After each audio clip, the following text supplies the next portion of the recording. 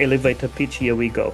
And he looked at his watch and he said to me, give me 5 minutes, I'll be back. Shirt, tie, pants, shoes, the works at 1 o'clock in the morning. I bombed, crashed, burned properly. He basically said, nah, I know this guy. He nailed the previous interview. Okay, is that a good thing or a bad thing? Because as it turns out, I didn't get the job either. Listen, I am more determined now than ever. I'm going to apply and apply and apply. And my kids became my biggest inspiration. I lined up like a baseball batter and I smashed that one out the park.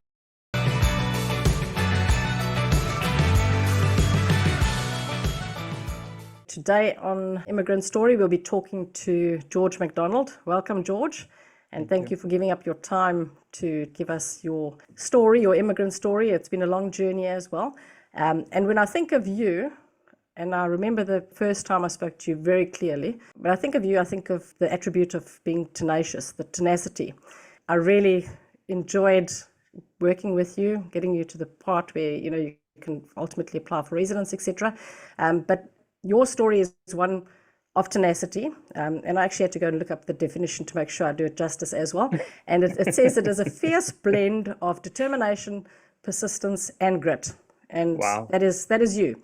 Wow. And that is your Thank story you. as well. So I'm glad that you're able to and willing to share it with other folk, because if everybody thinks that they've gone through a hard time, a lot of people have gone through a tremendously hard time, but there's few people that would, except Rocky, of course. Rocky keeps going. He gets knocked down and he keeps going, and Well, and that's almost your story. So Yep. I know that we chatted first in 2018. I know your journey or your thoughts about immigration started way before that, Yeah. but I'd like to hear from you with regards to from when you decided to immigrate to New Zealand and what you did to get here. Yeah, well, as we've spoken before, my journey has gone back almost to 2011. But I think the critical part is essentially when I got in touch with a recruiter eventually to be able to come to New Zealand, and that was in October 2017.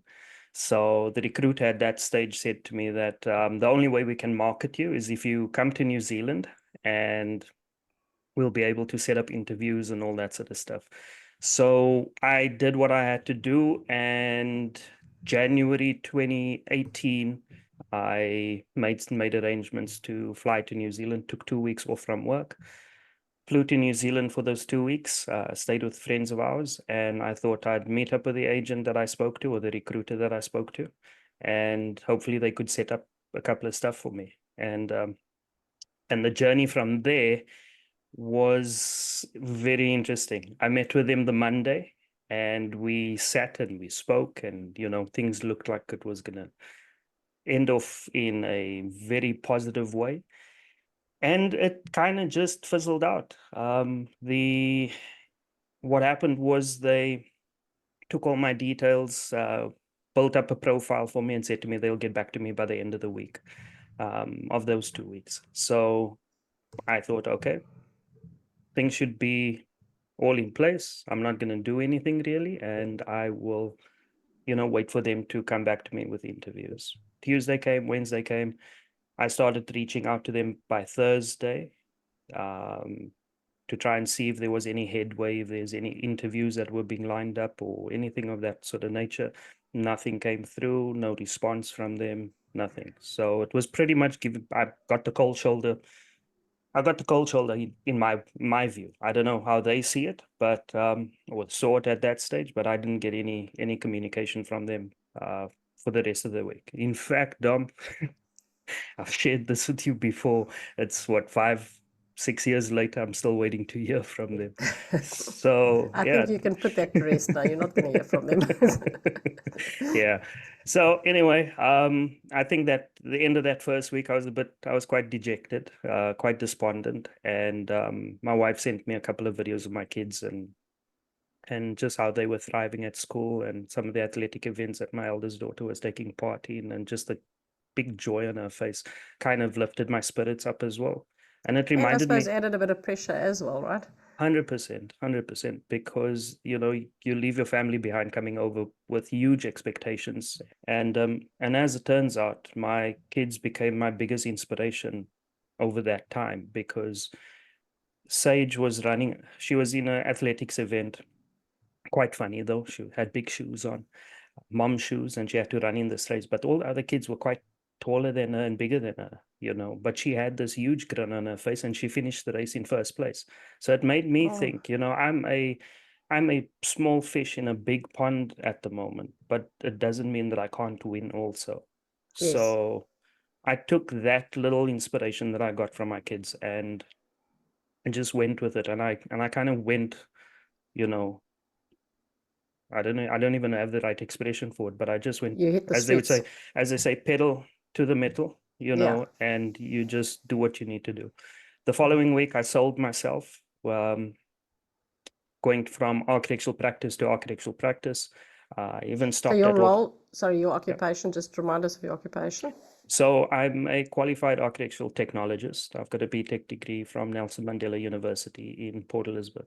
And I've worked in private sector as well as public and government sector within the architectural space, whether it was with building control in South Africa, as well as the Department of Public Works for their property management section as well. So just to interject there, George, the recruiter that you spoke to while you were still back in your home country, they didn't foresee any issues for you to actually get a job offer once you're here, right? They didn't think that there would be issues lining up interviews. Well, the way they spoke, I mean, they were specialists within that space. I didn't fit the mold, or I didn't fit into whatever space at that time, or whatever the reason may be.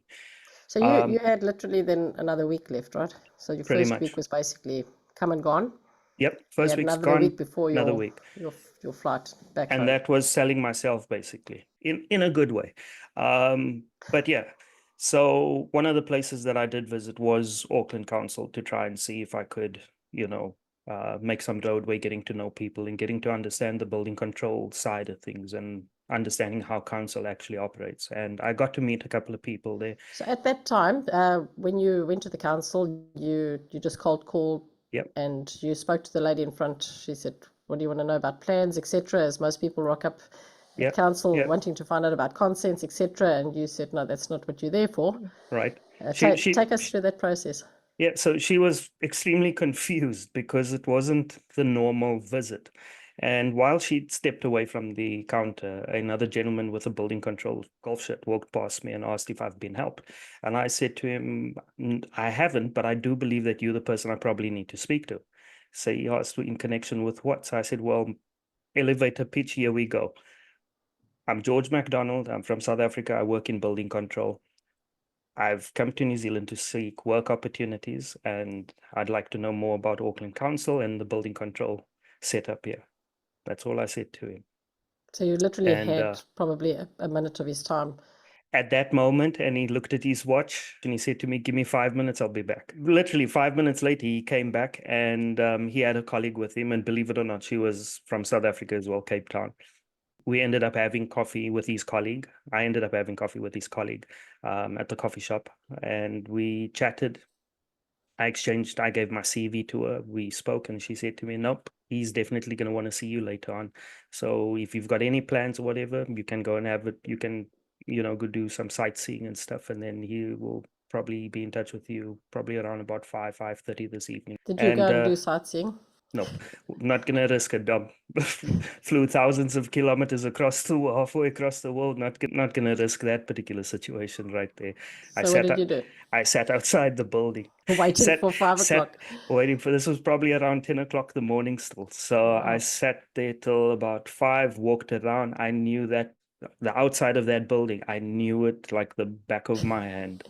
I knew where all the parking spots were. I knew where all the coffee shops were. I knew where all the lunch places were.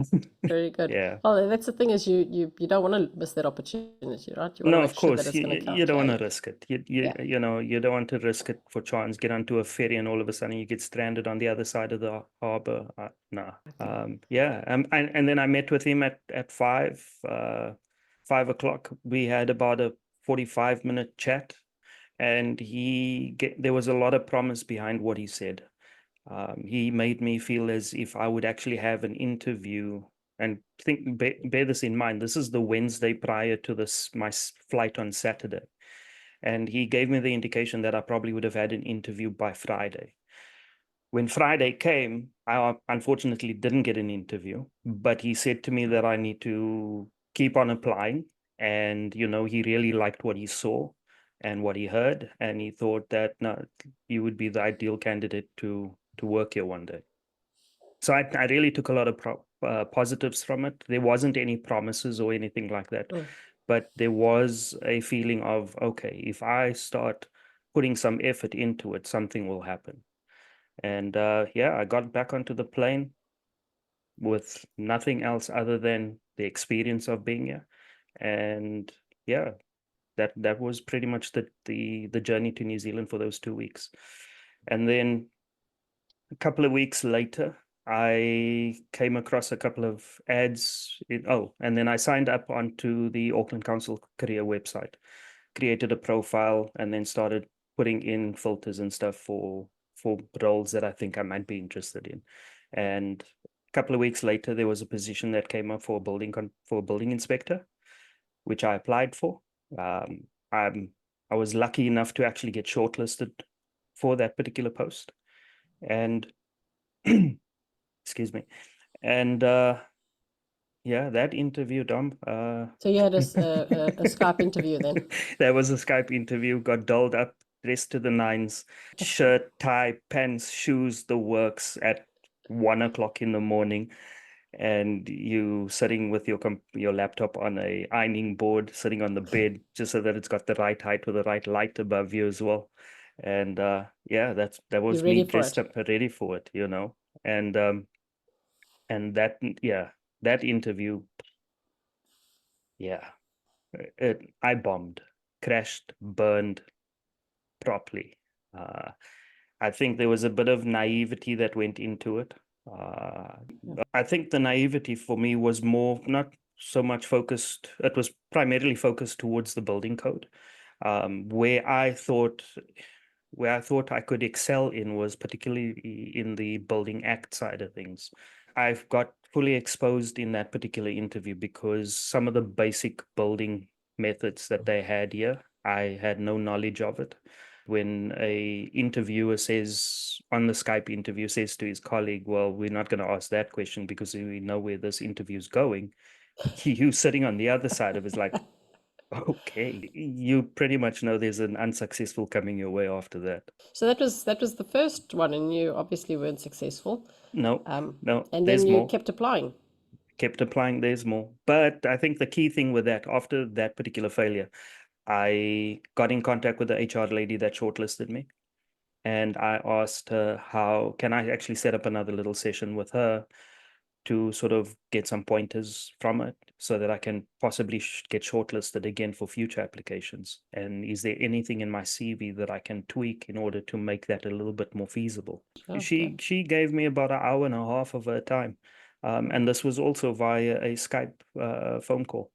And it was invaluable what she had shared with me. So I then went searching on Google to see if there were any New Zealand-based companies that were delivering online training that I could actually get some form of certificate to demonstrate some level of knowledge or understanding of the building code and the Building Act. And I came across that particular online business, signed up. I think I paid about 1,500 Rand at that stage for it. And it was 4 modules that I did.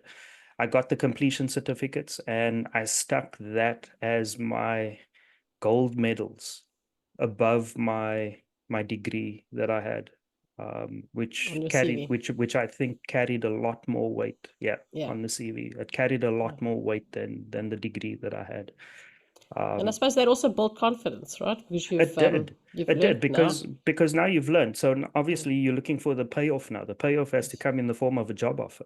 Yes. And, so what I then did was I then went back to the career website, kept on applying, found a couple of roles. I started applying for management roles and not even taking into consideration the job position titles, Yeah, because the org chart, they also a lot different to South Africa. I mean, I was in a management role in South Africa where I had about 5 staff members reporting to me. But, in hindsight, when I look at it compared to New Zealand, it's probably referred to as a team leader.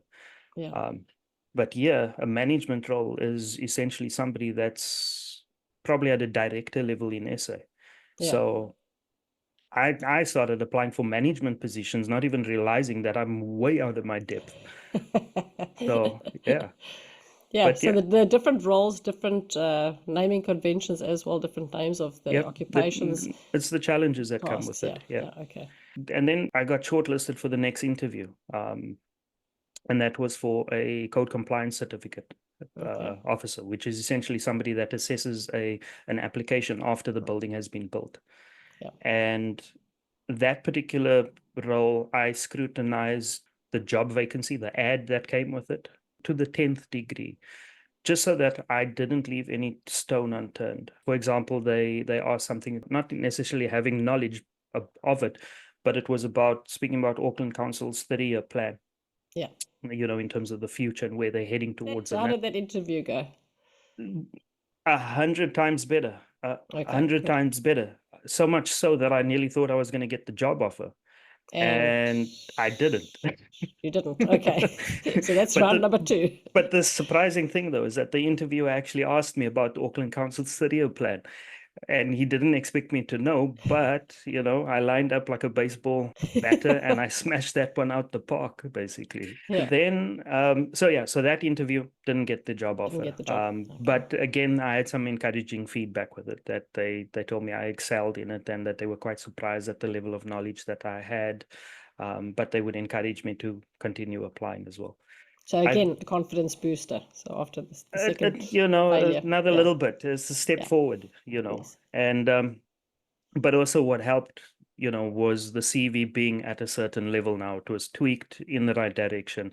I started getting a little bit more confident with it because I then got a phone call from the Hastings office, the Hastings District Council as well, which I just randomly applied for, not expecting much. But then I got a phone call from a building inspector who had seen my application.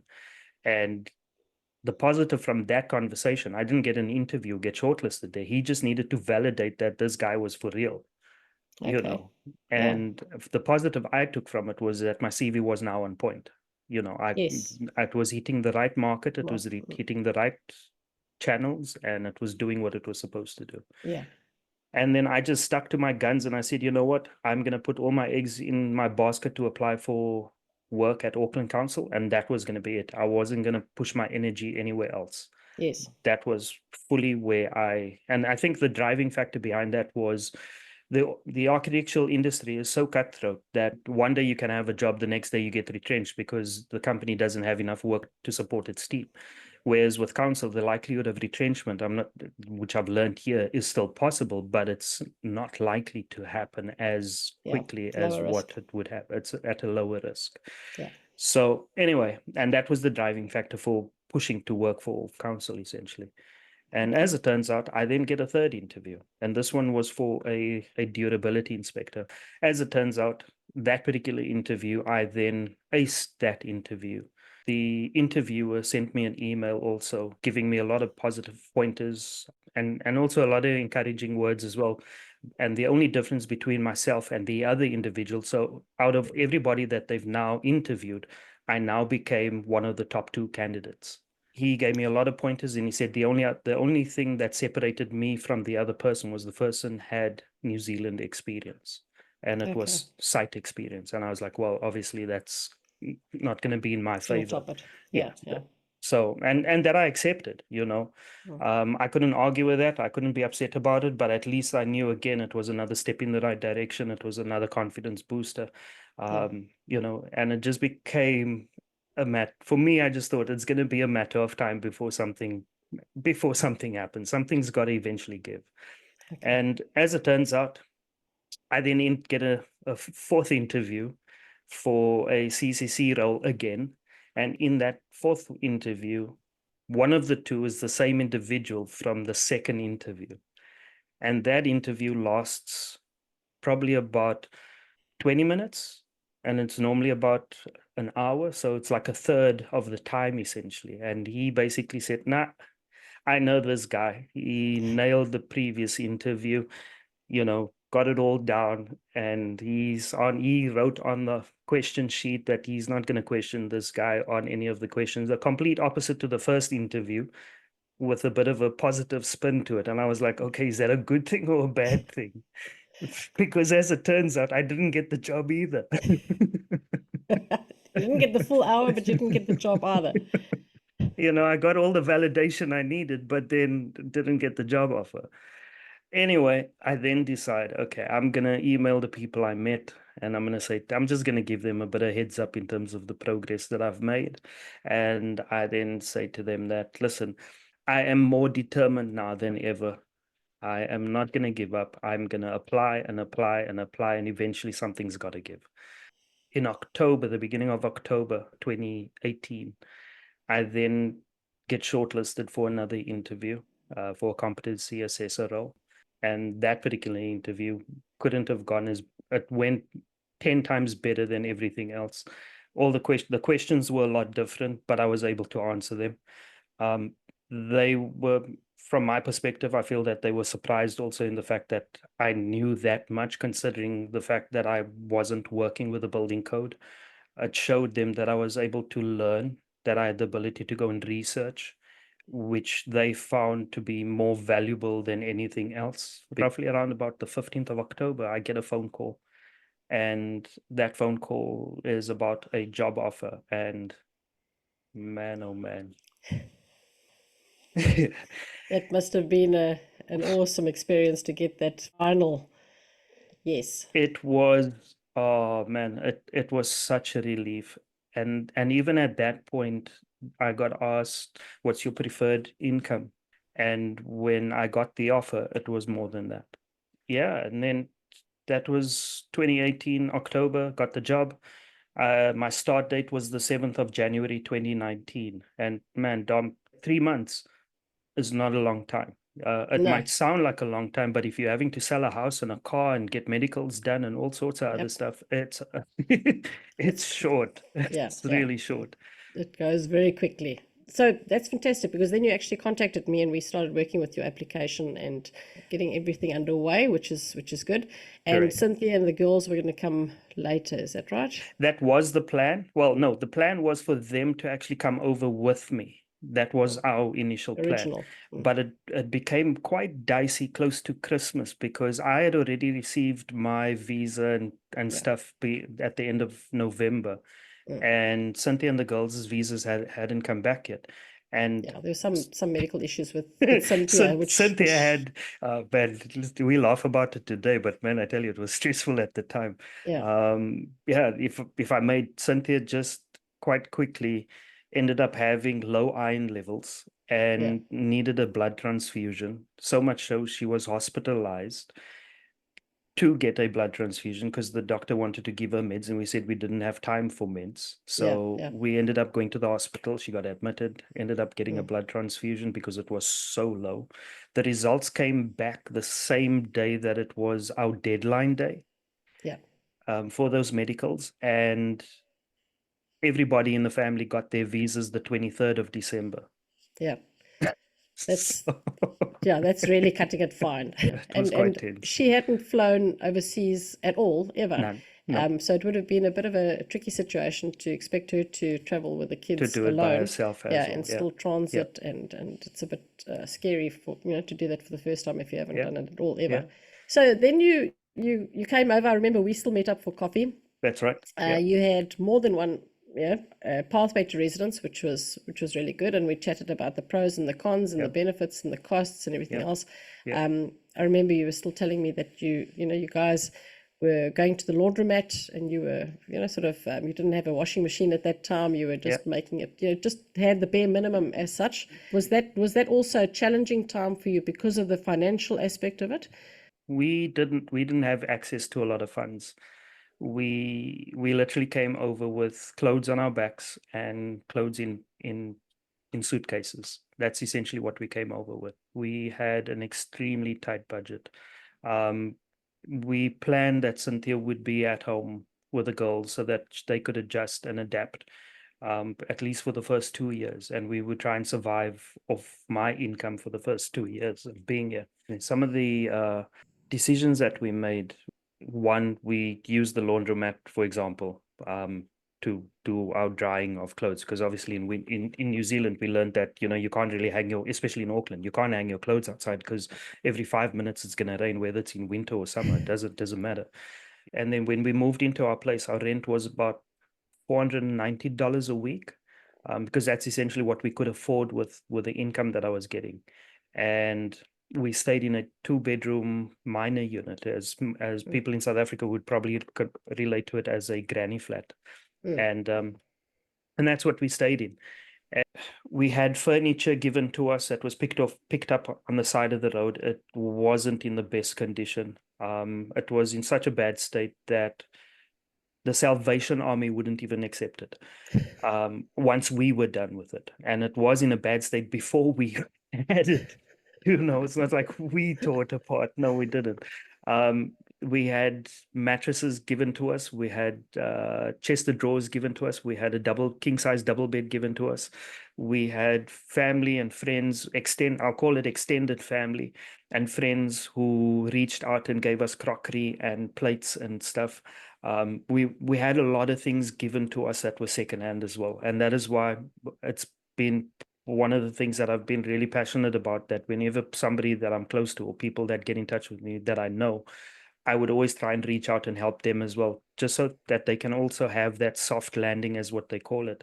We bought a car, a small Mazda Demio, and that car only had one function. It was to be used when it rained, and it was to be used on weekends. Cynthia and the girls, we stayed quite close to the school, so they would walk to and from school and would only use the car, obviously, when it rained. I would commute to work with the bus, so bus and train. 6 o'clock in the morning, I'd be up 5:30 every day, come rain or shine, winter, summer, spring, whenever. I'd be commuting to work with a bus.